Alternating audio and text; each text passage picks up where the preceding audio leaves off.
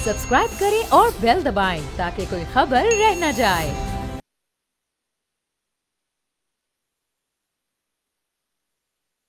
मीना इलियास और आज के इस प्रोग्राम में मेरे साथ मौजूद हैं हसन मुर्तज़ा साहब, जो कि पीपल्स पार्टी के सीनियर रहनुमा हैं। स्टूडियो में मेरे साथ मौजूद हैं हमारे सीनियर रिपोर्टर जो कि सुप्रीम कोर्ट की बीट को कवर करते हैं, जुल्करनैन इकबाल साहब। इसके साथ साथ स्काइप पे हमारे साथ मौजूद हैं अजहर सदीक साहब, माहिर कानून हैं, बड़ी गहरी नज़र रखते हैं हर कानूनी स्टोरी के ऊपर। आज की जो सबसे बड़ी खबर थी वो ये थी कि 184(3) में नज़रसानी का राइट दे दिया गया है। उसके बाद मैं ये देख रही थी कि डिफरेंट TV चैनल्स पर एक बात की जा रही थी कि ये बहुत बड़ी खबर है नवाज शरीफ साहब के लिए और जहांगीर तरीन साहब के लिए। शायद उसमें ये जो खबर है इसमें उनके लिए एक रिलीफ है। जानने की कोशिश करेंगे वो कैसे रिलीफ है, क्योंकि हमें पता है कि दोनों को 184(3) के तहत ताहयात नाअहल किया गया है। फिर इरफान कादिर साहब ने भी प्रेस कॉन्फ्रेंस की जिसमें उन्होंने कहा कि जो उनकी ताहयात नाअहली थी वो गैर आइनी थी, आइन में ये चीज़ मौजूद नहीं है। कुछ इस पर बात करेंगे। और दूसरी तरफ जो खबरें आ रही हैं वो ये आ रही हैं माइनस इमरान खान साहब के हवाले से। क्या आने वाले दिनों में इमरान खान साहब को सिस्टम से माइनस किया जा सकता है या नहीं किया जा सकता? पिछले दिनों इमरान खान साहब की मुलाकात हुई है कुछ अहम सहाफ़ियों के साथ, जिसमें बकौल उन सहाफ़ियों के इमरान खान साहब बड़े बाएतमाद हैं और वो कह रहे हैं कि वो आने वाले दिनों में सरप्राइज़ देंगे। क्या सरप्राइज़ दे सकते हैं इमरान खान साहब? और भी बहुत सी खबरें जो हैं वो शामिल गुफ्तगू करेंगे। जैसे कि कल हमने देखा कि मरीम नवाज़ साहिबा जो थी वो लिबर्टी चौक में थी और वहाँ पे लोगों की तादाद तो थी, लेकिन उस पर लोगों का क्या कहना है, आवाम क्या कहना है? क्योंकि जब हम फील्ड में जाते हैं, वोट लेने जाते हैं, तो चीज़ें कदर मुख्तलिफ होती हैं। तो क्या आने वाले दिनों में इलेक्शंस हो सकते हैं या नहीं हो सकते हैं? सबसे पहले तो आएंगे हम अपनी टॉप स्टोरी की तरफ, लेकिन इसके साथ साथ आज इस्लामाबाद हाई कोर्ट में चीफ जस्टिस जनाब आमिर फ़ारूक साहब की अदालत में समी इब्राहिम साहब का केस भी था और उन्होंने कुछ अहम बातें की, उनके कुछ अहम रिमार्क्स थे, जिसमें उन्होंने कहा कि जो इन्वेस्टिगेशन है वो सही तरीके से नहीं की जा रही पुलिस की तरफ से। और उन्होंने एक बहुत हंसते हुए और मुस्कुराते हुए एक और भी बात की। उन्होंने कहा मुझे लगता है कि इन्वेस्टिगेशन अब मुझे ही बतानी पड़ेगी इन्हें कि किस तरीके से करनी चाहिए और किस तरीके से होनी चाहिए। फ़िलहाल पुलिस की तरफ से जितना ताउन किया जा रहा है वो नाकाफ़ी है और शायद इसी वजह से जो समात है वो परसों तक मुलतवी भी हो गई है। अब देखते हैं कि समी इब्राहिम साहब का ताहाल कुछ पता नहीं है। उम्मीद करते हैं कि जल्द ही उनके बारे में कोई अच्छी खबर आएगी। अब आगाज़ करूँगी सबसे पहले मैं अपनी पहली स्टोरी से, जो कि सबसे बड़ी खबर है जिसकी पिछले दिनों भी हमने देखा कि बहुत ज़्यादा डिस्कशन हो रही थी। जुल्करनैन मुझे ये बताइएगा कि आज हमने देखा कि खबरों में तो यही चल रहा है कि 184(3) का जो नज़रसानी की दरख्वास्त है वो अब आप कर सकते हैं। तो इस हवाले से मैं ये देख रही थी कि जहांगीर तरीन साहब मेरे ख्याल में अलीम खान साहब के घर पर थे या वो उनके घर पर थे, दोनों एक दूसरे के हाथ पे हाथ रख रहे थे और बड़े खुश थे। तो आपको लगता है इसमें उसमें रिलीफ मिलेगा? क्योंकि इसमें एक सवाल तो ये होता है, अगर नज़रसानी की अपील वो दायर भी कर सकते हैं तो उसमें जो बेंच है वो तो चीफ जस्टिस ऑफ पाकिस्तानी बनाएंगे, और जब ये नज़रसानी की अपील होगी इसका स्कोप क्या होगा? सबसे बड़ी चीज़ तो ये है, अगर स्कोप इसका महदूद है तो फिर तो आपको भी पता है और मुझे भी पता है कि नज़रसानी में उस तरीके से चीज़ें जो है वो टेकअप नहीं होती हैं। तो क्या दोबारा से सारी समात होगी? और अगर दोबारा से सारी समात होगी तो एविडेंस तो सारे पुराने हैं, और अगर एविडेंस सारे पुराने हैं तो फिर रिलीफ किस चीज़ का, मिठाइयाँ किस चीज़ की बांटी जा रही हैं?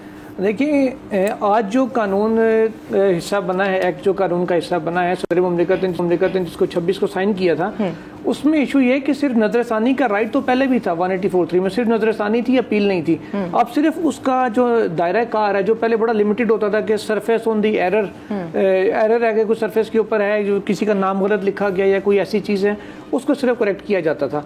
अब यहाँ पर इन्होंने किया, उसका डायरेक्ट एक्सपेंड कर दिया कि it will be treated as an appeal, कि जितना अपील में आप दोबारा से सारा एविडेंस को देखते हैं, दोबारा से केस को उस अंदाज में अपील के तौर पर इस केस को सुना जाएगा, दायरा कार बढ़ा दिया गया है। नंबर 2 ये कि अगर 2 मेंबर बेंच ने फैसला दिया है तो 4 member, 5 review 3 member, 5 member, 7 member, जितना भी होगा बड़ा बेंच सुनेगा। अब जो बात आपने की जहांगीर तरीन साहब की और नवाज शरीफ साहब की, नवाज शरीफ साहब पे 62(1)(f) का इतलाक हुआ था पनामा केस में, जिसपे उन्होंने रिव्यू फाइल किया था और रिव्यू डिसमिस हो चुका था।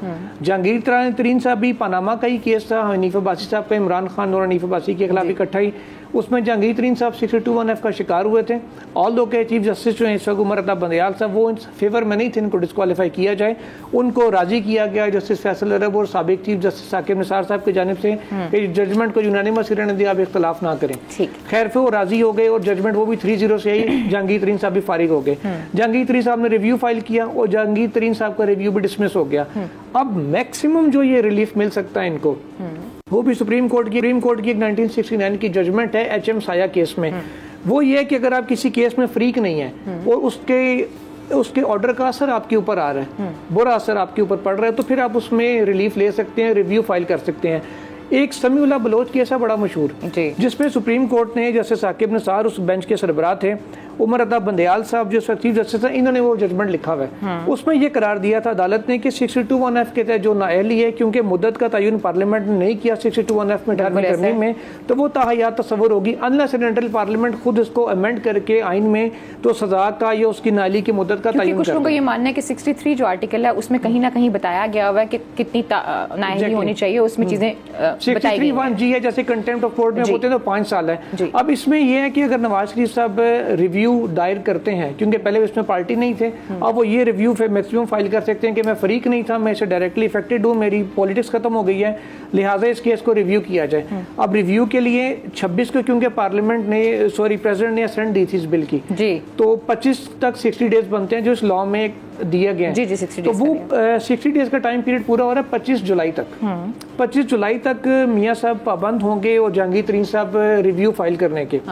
रिव्यू वो फाइल करेंगे, उसके बाद होगा क्या, विद इन 60 डेज वो लगना है। 60 डेज के अंदर अंदर लगेगा, मीन्स कि अगले दिन भी लग सकता है। तो अगर ये तो मियां साहब वहां से बैठ के भी रिव्यू कर सकते हैं, क्योंकि वो तो इश्तिहारी हैं, या वो अगर यहाँ पर आके अपनी जमानत ले लें या कोर्ट में पेश हो जाए, ये चीजें भी हो सकती हैं। देखिए उसमें भी एक ये टेक्निकल पॉइंट है ना कि जो इश्तिहारी है वो कहते हैं अपने तमाम फंडामेंटल राइट्स लूज कर देता है unless he surrenders before the court. अच्छा, तो ये रिव्यू भी एक बेसिक राइट है, ये उनको मिलेगा या नहीं, इसके ऊपर बड़ा लीगल क्वेश्चन है। अजहर सदीक साहब जो हसन मुर्तजा साहब भी लीगल हमारी साइड से हैं, वो दोनों इस हवाले से ज्यादा बेहतर रोशनी डाल सकते हैं। लेकिन अगर फर्ज करें, हम 1 मिनट के लिए फर्ज कर लेते हैं कि नवाज शरीफ साहब को ये राइट मिल गया, उन कोर्ट ने ये ऑब्जेक्शन नहीं किया कि वो इश्तिहारी हैं, वो बाहर बैठे हुए हैं, उनका रिव्यू आ जाता है, क्योंकि इसमें इन पर्सन पेश होना जरूरी नहीं है रिव्यू में। अच्छा, लॉयर के थ्रू फाइल होगा, आ जाएगा, क्योंकि बेल में होता है पर्सनली पेश होना। रिव्यू वो फाइल कर देते हैं। इसमें अगर वो ये उम्मीद लगा के बैठे हुए थे कि सुप्रीम कोर्ट से उनको या बंदयाल साहब नहीं होंगे तो रिलीफ मिल जाएगा, हालांकि बंदयाल साहब कोई बायस दिमाग के साथ नहीं बैठते, जहाँ तक मैं उनको जानता हूँ, बड़े ईमानदार आदमी है। बिल्कुल ऐसे है। वो अब चीज़ ये होगी कि 25 जुलाई तक आएगा। 15 सितंबर चीफ जस्टिस की रिटायरमेंट डेट है। जी ऐसे ही है। और 25 सितंबर 25 जुलाई से, यानी कि आप कहना चाह रहे हैं, जो आपका पॉइंट है, मैं हसन साहब की तरफ लेके जाऊंगी। हसन साहब, आपने सुना है जुल्करनैन साहब को, आप क्या देख रहे हैं, ये जो फैसला अभी लिया गया है, जो कानून पास किया गया, बल्कि फैसला नहीं मैं कहूँगी, जो कानून पास किया गया, क्या ये फेवर कर सकता है नून लीग को? और जैसे कि अभी जुल्करनैन ने भी बात की है कि जो चीफ जस्टिस ऑफ पाकिस्तान है मौजूदा, उनकी जो रिटायरमेंट है वो तो सितंबर में है, तो 25 जुलाई से पहले ही उन्होंने अगर जाना है अपील में तो वो जाएंगे। तो how do you see this decision, Hasan साहब? देखें, बहुत शुक्रिया जी। जिस तरह अभी आप बात कर रहे थे और हो रही थी, मैं एक चीज़ थोड़ी सी वाज़ह करना चाहता हूँ। बाकी जो मैं समझता हूँ एक सियासी कारकुन की हैसियत से, कि इसमें रिलीफ नहीं मिल रहा किसी को भी, वो चाहे जहांगीर तरीन साहब हो या मियां नवाज शरीफ साहब हो या कोई और भी हो, रिलीफ नहीं मिल रहा। ये उन्हें अपील का हक दे रहे हैं कि वो अपील कर सकते हैं, क्योंकि अगर आप रिव्यू में जाते हैं तो वो अगर कोई सो मोटो होता है तो वो ट्रायल कोर्ट, जैसे ट्रायल कोर्ट होता है, उसमें सारे वो सबूत, एविडेंस और उनके तहत वो सजा जजा जो भी अमल होना है वो हो जाता है। आपके पास कोई रेमेडी नहीं बचती। आप high court, session court, civil court, जिस तरह सिविल कोर्ट को आप अपील कर सकते हैं सेशन कोर्ट में, सेशन कोर्ट के लिए हाई कोर्ट आ सकते हैं और फिर सुप्रीम कोर्ट आते हैं। तो सो मोटो में तो आपके पास कुछ भी नहीं है। एक शख्स है, वो सो मोटो ले रहा है और उस पे आपको अगर सजा दे रहा है, और सजा भी ऐसी है कि ताहयात नाअहल कर देना, तो उसमें अगर उसको एक अपील का हक दे दिया जाए उस बंदे को, तो ये भी मैं नहीं समझता कि कोई इतनी बड़ी बात है। रिलीफ तो उसे कोर्ट नहीं देना है, वही कोर्ट होंगे, वही जुडिशरी होगी, मुअज़्ज़िज़ जज साहबान होंगे और उन्होंने ही फैसला करना है। रिलीफ तो हुआ ना कि कोई उनकी सजा में कमी कर देता है इस कानून के तहत। यहाँ तो उन्हें सिर्फ अपील का हक दिया जा रहा है जी। तो मैं समझता हूँ कि ये ठीक है, कोई इससे ऐसा नहीं। अच्छा, आपने बात तो बिल्कुल ठीक की। अभी इरफान कादिर साहब प्रेस कॉन्फ्रेंस कर रहे थे तो उन्होंने कहा था वो जो फैसला लिया गया उस वक्त आज से 5 साल पहले वो गैर आईनी फैसला था। तो जब वो इस तरफ इशारा करते हैं तो इसका क्या मतलब है? और हमने देखा कि मरियम नवाज साहबा, हर दूसरा बंदा ये कह रहा है कि नवाज शरीफ साहब कभी भी वापस आ जाएंगे। चलिए नवाज शरीफ साहब को तो हम सेट असाइड करते हैं, लेकिन इस वक्त जो जहांगीर तरीन साहब हैं, आप उनकी एक्टिविटीज देख लें, वो ताहयात ना अहल हैं, लेकिन इसके बावजूद भी वो एक पार्टी बना रहे हैं। अलीम खान साहब के साथ वो बैठे हुए हैं, तो वो किसी न किसी बुनियाद पर तो बैठे होंगे ना। और दूसरी इसमें चीज हसन साहब जो मैं समझती हूँ, अगर आप उस पर जरा रोशनी डालें, कि आरिफ अलवी साहब ने भी इसको दस्तखत करके भेजा है, तो इसका मतलब है कहीं ना कहीं कोई ना कोई तो ऐसी चीज होगी जिसकी वजह से सारी चीजें हो रही हैं। और पीपल्स पार्टी की सियासत तो हमेशा मुफाहमत की सियासत है, तो इस पर आपका क्या कहना है? देखिए, हम तो ये समझते हैं कि इंसाफ जो है वो हर के लिए होना चाहिए। उसमें जिस तरह हम इसको जोड़ रहे हैं ना कि मखसूस अशखास के साथ के जहांगीर तरीन हैं या मियां नवाज शरीफ हैं या कोई और, हमें ये जोड़ना नहीं चाहिए। हम अगर ये समझते हैं कि एक जगह पे इंसाफ के तकाजे पूरे नहीं हुए तो वहां अगर कानून साजी की जाए तो इसमें हर्ज क्या है। देखिए, जहांगीर तरीन साहब जो हैं उनको इखलाकी तौर पर तो ये सारा कुछ नहीं करना चाहिए कि वो पॉलिटिकल पार्टी बनाए। और मैं समझता हूं कि अगर वो उनके साथ है भी बहुत बड़ी ज्यादती जी जो वो फैसला है। अब मैं इतना तो डिटेल में शायद ना जा पाऊं क्योंकि मैं नहीं समझता कि पता नहीं हमारे अदलिया को कौन सी चीज, कौन से अल्फाज जो हैं वो पसंद ना आए जी। और उस पर मुझे बुलाया। आप बात कर सकते हैं अगर आप करना चाहें तो। मेरी तो डिसीजन पे तो आप बात कर सकते हैं, डिसीजन पे तो कर सकते हैं, लेकिन नहीं, मैंने तो उस पर खुल के कहा कि एक आदमी के साथ अगर मैं समझता हूँ कि ज्यादती हुई है उस डिसीजन में जो पाबंदी लगाई गई, मैं समझता हूँ, मेरे वो सियासी मुखालिफ भी हैं, लेकिन इसके बावजूद मैं ये समझता हूँ कि इतनी बड़ी सजा नहीं होनी चाहिए कि ताहियात वो नायल हो जाएं और वो किसी किस्म की भी जो पॉलिटिकल एक्टिविटी है या और भी कोई वो ना कर पाए। ये मुनासिब नहीं है। और फिर उनका जो एक सो मोटो के नतीजे में ये भी नहीं है कि कोई केस उनके रेलिवेंट केस होता वो उसको नीचे से प्रोसीड करके लाया जाता तो उनको अपील का हक मिलना चाहिए थी। ठीक हो गया। अजहर साहब, आपने सुना है, जुल्करनैन को भी सुना है आपने, हसन साहब को भी सुना है, आपका इसके ऊपर क्या कहना है? लाइक यू नो, अभी एक तरफ इशारा और भी किया गया था जुल्करनैन की तरफ से 62(1)(f) में चीज़ें मुख्तलिफ हैं और इसके अलावा चीज़ें क्लियर नहीं है उस तरीके से जिस तरीके से होनी चाहिए। शायद इसी का इशारा कर रहे हैं इरफान कादिर साहब कि जो ताहयात नाअहली है वो गैर आइनी है। सो आप इसको किस तरीके से देखते हैं? और जो हसन साहब ने बात की है कि देखिए राइट देना चाहिए, ताहयात नाअहली शायद थोड़ा सख्त है, ये नहीं होना चाहिए। बहुत शुक्रिया अलीना। वो असल में एक ही सफ में खड़े हो गए महमूद और याद। आपको पता है वो सारे जितने माफिया से पेट बांट के करप्शन निकालनी है, मोदी का जो यार है, गद्दार है, तो सब बराबर हो गए ना। अब आपके यहाँ कोई चीज नहीं है। अब जो हम कह रहे हैं ना, आईने पाकिस्तान 1973 तो अमलन खत्म हो चुका है, इस वक्त पीडीएम का आईना बनाया, ये उसी की सारे तशरीह करते फिर रहे हैं। ये जुल्फकार अली भुट्टो साहब का बनाया हुआ आईने पाकिस्तान 1973 है। आर्टिकल 184(3) मेरा और आपका, इनका नहीं बनाया हुआ, जो आज इनको अच्छा नहीं लग रहा, जो बुरा लग रहा है इनको, ये उस वक्त का बना हुआ है। और 62(1)(f) जो है वो इस 18वीं तरमीम में इनके पास मौका था, इन सब ने वो बनाया है। आज इनको शक्ल जैसी नहीं लग रही, आज इनको पसंद नहीं। अच्छा, वजह प्रॉब्लम यहाँ पर ये है कि ये बात समझ नहीं सके कि अब पूरी दुनिया के अंदर चला जाए, मामूली सा एक झूठ फूट दे, पार्लियामेंट से उठाकर बाहर फेंक देते हैं। हम पाकिस्तान में पता नहीं कौन सा स्टैंडर्ड, ये सोसाइटल वैल्यूज है। सादक और अमीन आका दुनिया हुजूर नबी करीम सल्लल्लाहु अलैहि वसल्लम का मकसद ये है कि हर किसी को सच्चा और खरा होना चाहिए। एक आदमी कल झूठ बोले, फ्रॉड करे, फ्रेब करे, दोबारा फिर पार्लियामेंट में चले जाए। भाई पार्लियामेंट में तो आने हैं, खिलाफत के कॉन्सेप्ट को सामने रखते साफ और शफाफ लोग आ रहे हैं। अब यहाँ मैं बड़ा हैरान होता हूँ, वो अपना वो इरफान कादिर साहब हमें आइन और कानून सिखाते हैं, वो क्या बताते हैं जरा ये तो बता देना। जरा ये सारे बैठे हुए हैं, अपना इमरान खान को नायल किया इलेक्शन कमीशन ने जी, किसमें? ना वो कोर्ट है ना ट्राइब्यूनल है, उसको तोशाखाना में नायल कर दिया। उसमें कोई बात हुई है? कोई कह रहा है, कोई माफी मांग रहा है किसी का? कोई माफी नहीं मांग रहा। उसकी वजह यह है कि वो साला कर रहा है ना, वो इलेक्शन कमीशन को आमिया दे रहे हैं। 62(1)(f) कॉन्सेप्ट बड़ा क्लियर है। और सादक और अमीन हमेशा, एक आदमी सच्चा हो नहीं सकता। दोबारा एक झूठ बोल दिया तो आपको अपनी सियासत के अंदर साफ शफाफ लोग लेके आने हैं। बट हजरत साहब तो कहते हैं थोड़ा मार्जिन देना चाहिए चीजों में। अजहर साहब वो तो कहते हैं थोड़ा मार्जिन होना चाहिए। नहीं, जरा बात को समझिएगा जी। एक बात जो समझ नहीं है वो जरा जरूरी, मार्जिन का इशू बड़ा सीधा सा है। हाँ। कैसे मार्जिन का इशू? देखिए, सुप्रीम कोर्ट ने फैसला दिया और सुप्रीम कोर्ट ने फैसला बड़ा क्लियर दे दिया। अब उसमें कोई डाउट नहीं है, उस फैसले में कोई डाउट नहीं है। कैसे डाउट नहीं है? कि उस फैसले के अंदर आके मौका पूरा दिया सबको, एक क्वेश्चन ऑफ लॉ डिसाइड हो गया। भाई क्वेश्चन ऑफ लॉ डिसाइड हो गया। ये कोई मेरे घर की जायदाद का मसला नहीं है। कि बैठकर मुझे राइट दे दिया उसको राइट, एक क्वेश्चन ऑफ राइट डिसाइड हुआ। ये कोई नवाज शरीफ नहीं है, ये कोई अल्लाह रखा मोहम्मद बूटा नहीं है, ये जो कोई भी है 62(1)(f) में जो आएगा वो तहयात नाहल होगा। पार्लियामेंट के पास मौका है, जाए जाके पार्लियामेंट में तरमीम करके उसकी लिमिट रख दे। जब आपने लिमिट खुद ही नहीं रखी, जब आईन ने लिमिट नहीं रखी है तो उसकी फिर तशरीह हमारी अदालत ने करनी थी, और अदालत ने तशरीह बिल्कुल आईन और कानून के मुताबिक दी है। दूसरा बताना चलो ये अपील नहीं है, फिर हम गलतफहमी में लगे हुए हैं। अपील भाई आर्टिकल 188 में कहा गया है सुप्रीम कोर्ट की इख्तियार है, सुप्रीम कोर्ट का इख्तियार है, पार्लियामेंट का इख्तियार नहीं है। सुप्रीम कोर्ट का इख्तियार है कि अपने फैसले को रिव्यू कर सके, एक मजलिस शूरा पार्लियामेंट बना दे या रूल्स बना दे। इससे पहले रूल्स मौजूद है। अब यहाँ आ जाए, जब एक्ट देखते हैं, जब ये बिल जो एक्ट की शक्ल में आया है ना, वहां भी लफ्ज हुआ है रिव्यू का, यानी बात किसने क्या दिया अपील है, ये अपील नहीं है। यानी ये जो हम बैठे हर कोई शोर डालते फिर है ना कि ये अपील है, ये अपील नहीं है। मैं लफ्ज पढ़ देता हूँ, हर एक की आसानी हो जाएगी। Judgment and orders made prior to the right, सुनी जाएगा, the right to file a review petition shall be available to an aggrieved person where an order has been made under article 163(4). बड़ी चीज और लिखा हुआ है 60 दिनों के अंदर करनी है।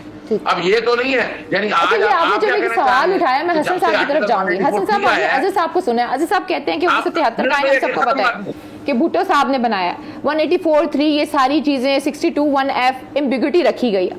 उसी वक्त क्लियर कर दिया जाता तो आज ये चीजें ना होती हैं। जो अजहर साहब ने बात की है, बात तो बिल्कुल ठीक की है।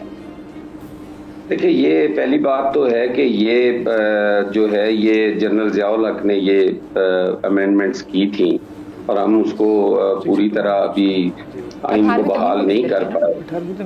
देखिए, मैं ये गुजारिश करता हूँ कि हम ये नहीं कहते कि आइन के और कानून के मुताबिक वो फैसले नहीं हुए, वो उन्हीं के तहत ही उन्होंने फैसले किए। लेकिन एक जज से अगर कोई गलती, मोअज़्ज़िज़ जज साहब से अगर कोई गलती हो जाए तो क्या उसके लिए रिव्यू में जाना ये कोई इतना बहुत बड़ा जुर्म है? इन्हीं अदालतों ने शहीद जुल्फ़िकार अली भुट्टो का अदालती कत्ल किया, उनको बारहा माना भी गया कि वो अदालती कत्ल था, वो हमसे ज्यादती हुई।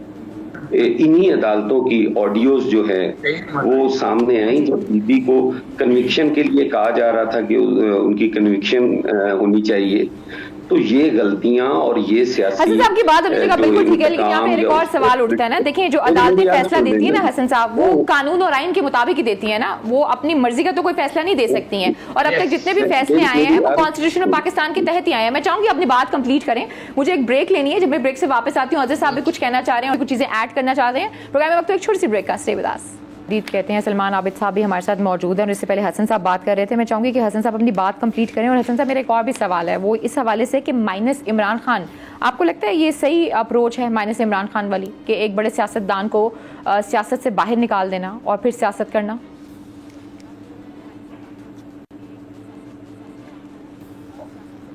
जी हसन साहब।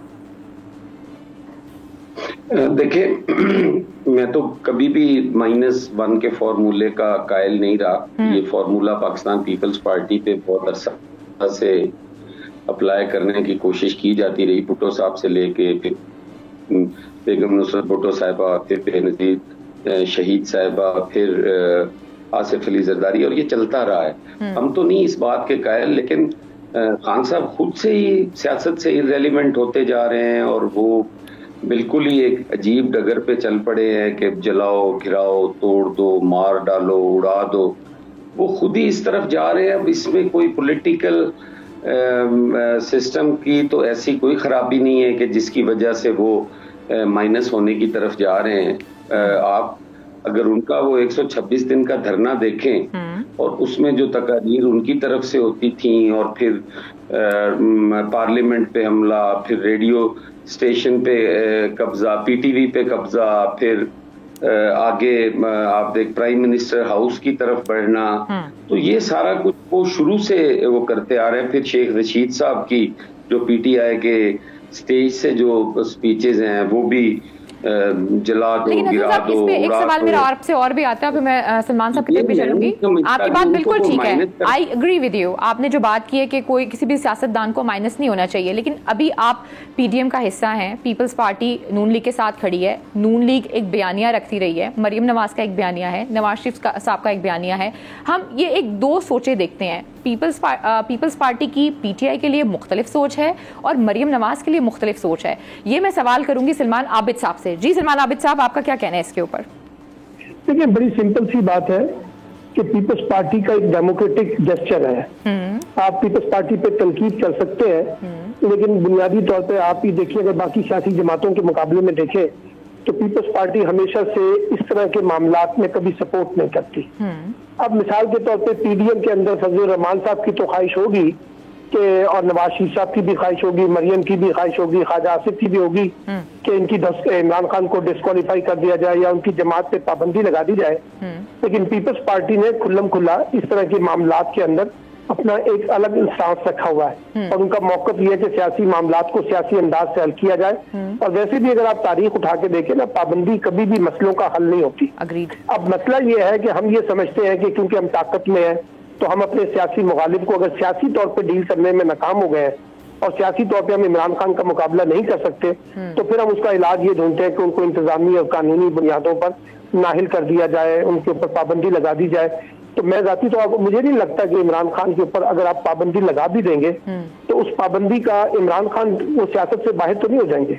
आपने नवाज शरीफ पे पतायात नाहिल किया है, लेकिन मामला तो आज भी नवाज शरीफ की मर्जी और मंशा से चल रहे हैं ना। और वजीर आजम जो है वो जाके नवाज शरीफ साहब से मशवरा करते हैं कुछ करने से पहले, और नवाज शरीफ साहब भी पार्लिमानी कमेटियों का इजलास भी बुलाते हैं, पीडीएम के इजलास की सदारत भी वो कर रहे होते हैं। तो इसलिए नवाज इमरान खान की नाहिली से कुछ हासिल नहीं होगा, माँ सिवाय सियासी तलखी और सियासी अदम इस्तेकाम जो है वो बहुत बढ़ेगा।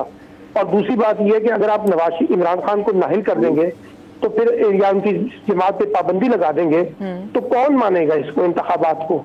यानी फिर आप वो जो मरियम कहती थी लेवल प्लेइंग फील्ड होनी चाहिए, तो क्या उनका लेवल प्लेइंग फील्ड से मुराद ये है कि इमरान खान को डिस्क्वालीफाई किया जाए, उनकी जमात को बंद कर दिया जाए, बंद कर दिया जाए? और जो पीटीआई है उसके इम्पैक्ट में जमीन आसमान का फर्क है। जी बिल्कुल फर्क है, और आप देखिएगा आहिस्ता आहिस्ता आने वाले दिनों में आपको एक बड़ी बुनियादी फर्क नजर आना शुरू हो जाएगा। आपकी मुलाकात भी हुई है और वो कोई मेरे ख्याल में सरप्राइज भी दे रहे हैं, वो क्या है? जी लेकिन वो इमरान खान का सरप्राइज क्या हो सकता है, लेकिन एक चीज हमें नजर आ रही है कि पीपल्स पार्टी में और पीएमएलएन में मुख्तलिफ हवालों से डिफरेंट अप्रोचेस के हवाले से फासले बढ़ेंगे। अच्छा। और दूसरी बात यह है कि इमरान खान साहब को एक बात पता है कि जो वो सरप्राइज की बात कर रहे हैं, ये जो खेल खेला जा रहा है ना, ये ज्यादा लंबे अरसे चलेगा नहीं। अब आपको हर सूरत में इस इलेक्शन की तरफ जाना पड़ेगा, और जब इलेक्शन होंगे तो फिर आपको जरा इलेक्शन का माहौल भी बनाना पड़ेगा और उनको आजादी के साथ कैंपेन करने का मौका भी मिलेगा। तो इमरान खान का ख्याल ये है कि जो इस वक्त हो रहा है वो बहुत लंबे अरसे नहीं चलेगा। और ये भी मैं आपको बता दूं, पीपल्स पार्टी भी इलेक्शन को पोस्टपोन करने के किसी खेल का शायद हिस्सा ना बने, और पीपल्स पार्टी ये समझती है कि इलेक्शन जो है वो अपने टाइम पर होने चाहिए। और दूसरी बात यह कि पंजाब में लड़ाई है ना जी, लड़ाई तो पीएमएलएन में और पीटीआई के दरमियान हो रही है पंजाब की पानीपत की जंग के हवाले से। तो इसलिए मुझे लगता है कि मुस्लिम लीग नून जो है वो पीपल्स पार्टी के मुकाबले में ज्यादा नेगेटिव है इमरान खान के कॉन्टेक्स्ट में। और पीपल्स पार्टी इतनी ज्यादा आगे नहीं गई जितनी पीएमएलएन चली गई, क्योंकि वो डायरेक्ट फरीक है। इसी तरह से फजलुर रहमान बहुत आगे तक चले गए, क्योंकि केपीके के अंदर वो उनको सबसे ज्यादा जैसे कहते हैं पछताई का सामना है इमरान खान की सियासत में। तो मुझे लगता है जिस बात को हमें समझना चाहिए कि इस वक्त माजी में गलतियां हुई है, नवाज शरीफ साहब को डिस्क्वालीफाई किया या बाकी लोगों को उससे पहले करते रहे, अब उन गलतियों को दोहराने की बजाय एक बाकायदा मफाहमत के साथ मामलात को डील किया जाए, क्योंकि पाकिस्तान किसी भी किस्म की महाजराई टकराव की जो सियासत है। इमरान खान साहब तैयार होंगे, आपको लगता है कि नवाज शरीफ साहब से मुज़ाकरात के लिए? कौन? इमरान खान साहब तैयार होंगे नवाज शरीफ साहब से मुज़ाकरात के लिए? देखिए, इमरान खान साहब पहले मुज़ाकरात के लिए बिल्कुल तैयार नहीं होते थे। अब उन्होंने एक मुज़ाकराती कमेटी बनाई तो लेकिन नवाज शरीफ साहब ने फौरी तौर पर उसको खत्म कर दिया और कहा कि मुज़ाकरात हो ही नहीं सकते दहशतगर्दों के साथ। लेकिन अल्टीमेट तो मुफाहमत ही करनी पड़ेगी ना। यही माजी में दो जमातें आपको याद है ना, पीपल्स पार्टी और पीएमएलएन किस तरह एक दूसरे के खिलाफ होती थी, बातचीत करने के लिए तैयार नहीं होती थी। अल्टीमेट फिर उनको भी मुफाहमत करनी पड़ी है ना। लेकिन आपने एक बहुत बड़ी बात की है सलमान साहब, जो मैं चाहूंगी कि हसन साहब इसका जवाब दें, अगर मुझे अजहर साहब इस सवाल की इजाजत दे दें कि जो बात आपने की है कि हो सकता है कि हसन साहब ये जो बात कर रहे हैं सलमान साहब के, हो सकता है आने वाले दिनों में आपके क्लैशेस हों पंजाब की सियासत के हवाले से नून लीग के साथ। Do you agree with that? क्योंकि जब अभी इससे पहले हम एक स्टोरी कर रहे थे जिसपे जहांगीर तरीन का जिक्र आया था, तो आपने कहा कि मसलन उनका इस तरीके से सियासत में आना कुछ समझ नहीं आता, एक ऐसा बंदा जो ताहयात ना है लो। अब हम सब जानते हैं कि जहांगीर तरीन साहब अगर इस वक्त पंजाब में एक्टिव हैं तो there must be a reason, किसी ना किसी ने तो उनको एक्टिव किया ही होगा।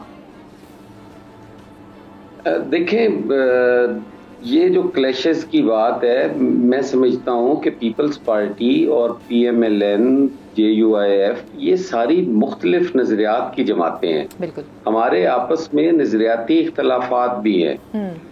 जब हमें इशू टू इशू हम एक दूसरे के साथ बैठ भी सकते हैं, बातचीत भी कर सकते हैं, मिलके चल भी सकते हैं, कोई नेशनल इंटरेस्ट पे बात हो रही हो, उसमें हमें जरूर सारे पॉलिटिशियंस को बैठना चाहिए, तमाम जमातों को, खान साहब को भी बैठना चाहिए था।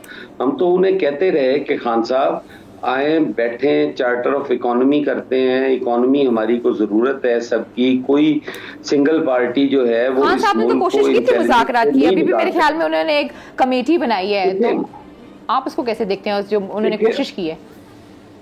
अब वो उस कमेटी का क्या करें, जो आधी कमेटी वैसे ही गायब है, कहाँ से ढूंढ के लाए उनको? कहाँ गायब है ये कमेटी वाले सारे? आपसे बेहतर तो कोई नहीं जानता होगा, और आप इसकी मुखालफत भी करते हैं। जानती हैं कि वो, आप भी जानती हैं कि वो भागे हुए हैं, वो नहीं कानून के सामने अपने आप को सरेंडर कर रहे या पेश कर रहे जो इल्जामात हैं।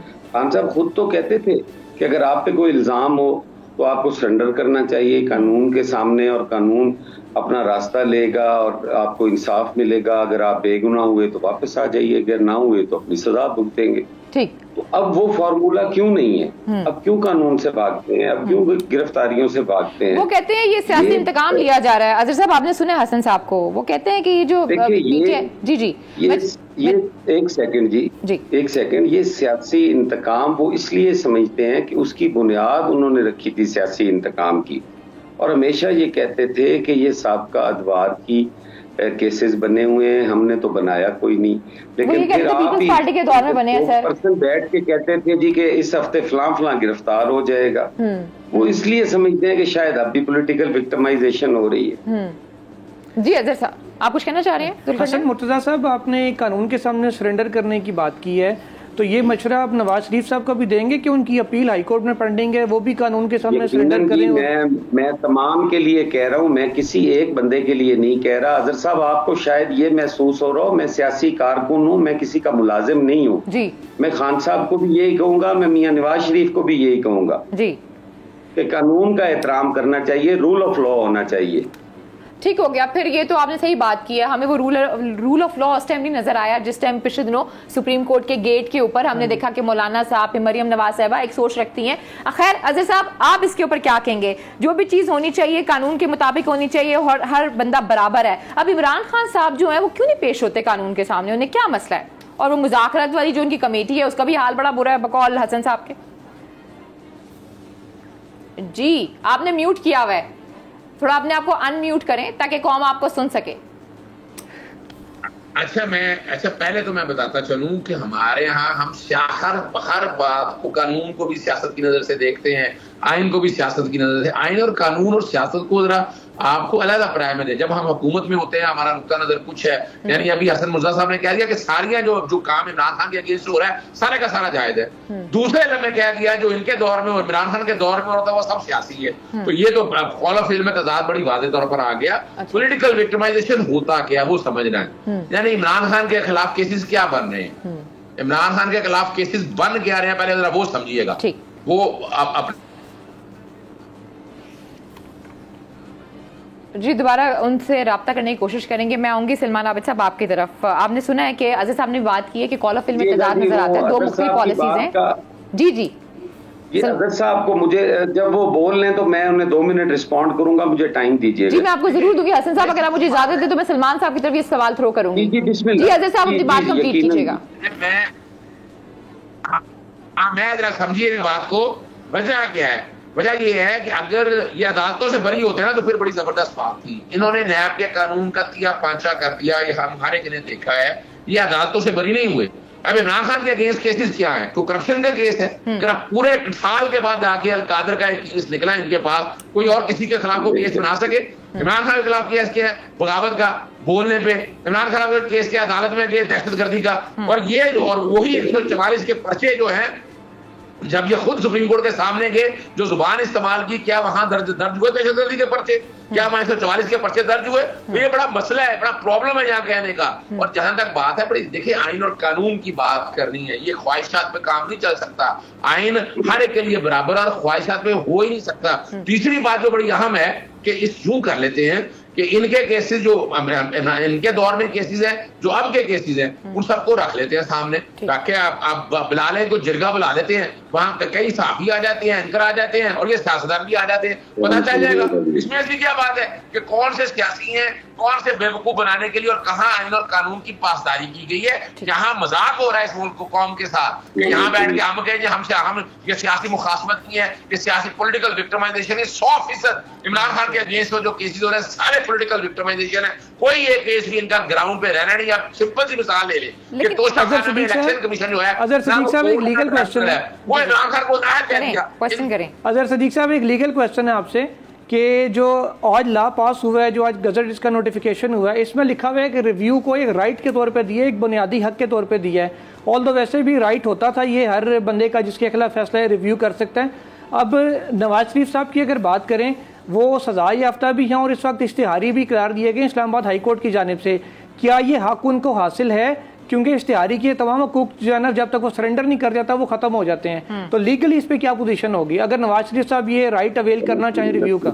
नाम क्या था? अच्छा, पहली तो बात है कि वो इश्तिहारी हैं।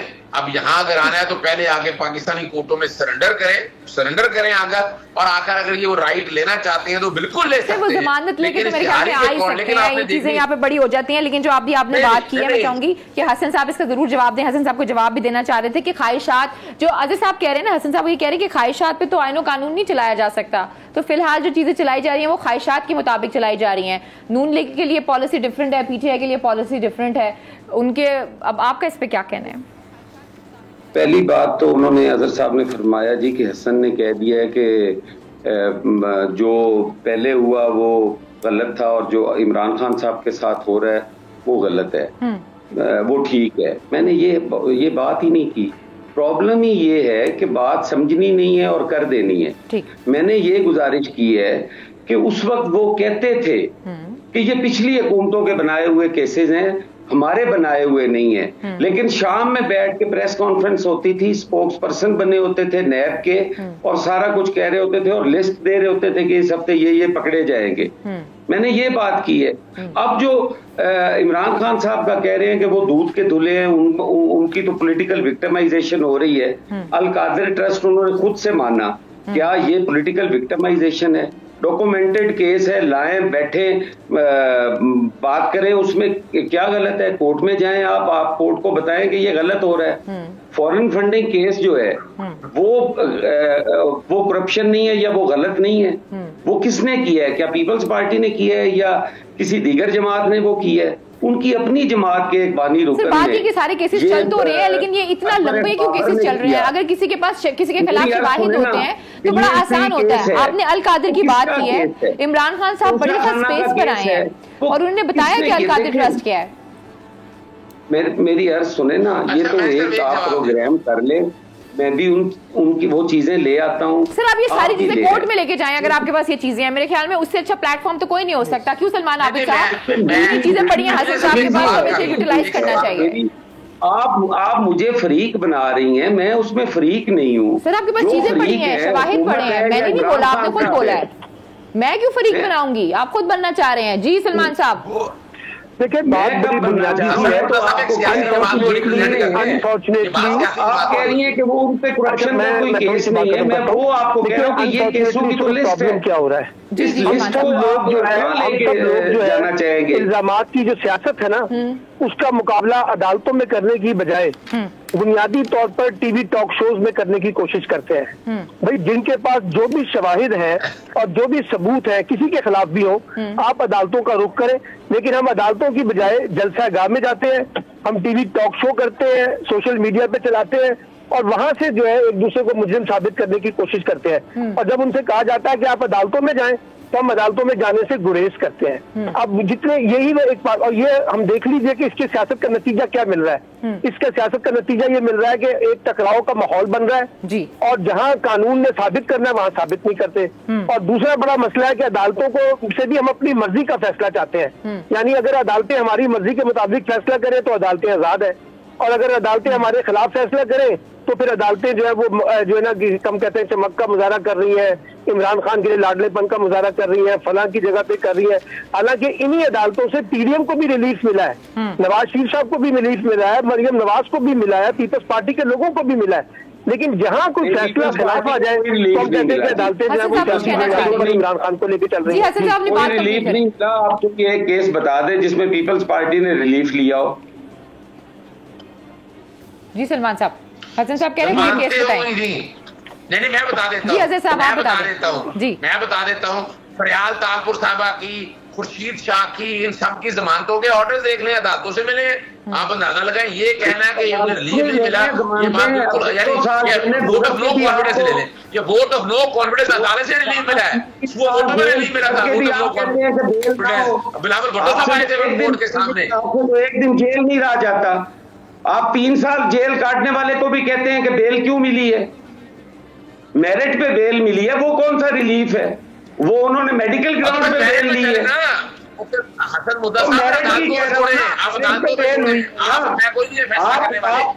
आप टीवी पे बैठ के झूठ बोल दें, कह दें कौन सा रिलीफ मिला है खुर्शीद शाह को? 3 साल उसने जेल काटी है, उसकी जेल। चलिए ठीक है हसन साहब, माजरत के साथ और आज़ाद सिद्दीकी साहब, सलमान साहब, आप सबका बहुत बहुत शुक्रिया। प्रोग्राम का वो खत्म हो गया है। मेरी ख्वाहिश थी कि हसन साहब अपनी बात कंप्लीट करते और अजहर साहब भी अपनी बात कंप्लीट करते, लेकिन कोशिश करें जब हम प्रोग्राम में हो एटलीस्ट हेल्दी डिबेट करें, ताकि जब हसन साहब बात करें तो अजहर साहब की बात समझ आए और जब अजहर साहब बात करें तो हसन साहब की बात समझ आए। मकसद हम सबका ये है कि हमने जमहूरियत को बचाना है। अब किसी भी तरीके से बचाना है, मुज़ाकरात से बचाना है या जैसे भी बचाना है, मकसद ये है कि पाकिस्तान को बचाना है। मुझे आज के प्रोग्राम से इजाजत दीजिए, अपना बहुत ख्याल रखिए। अल्लाह के बाद